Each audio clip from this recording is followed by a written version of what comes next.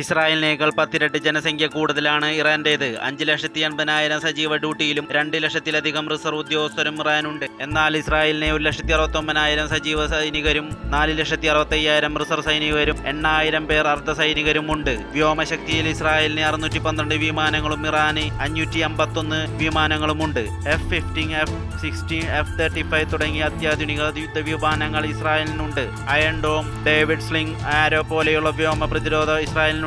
എന്നാൽ ഇറാന് മിസൈൽ ശേഖരവും ഡ്രോണുകളുടെ വൻ ശേഖരവുമുണ്ട്. ഇതിൽ ക്രൂയിസ് മിസൈലുകളും ആന്റി ഷിപ്പ് മിസൈലുകളും ഉണ്ട്. 2000 കിലോമീറ്റർ ദൂരപരിധിയുമുള്ളവയുമുണ്ട്.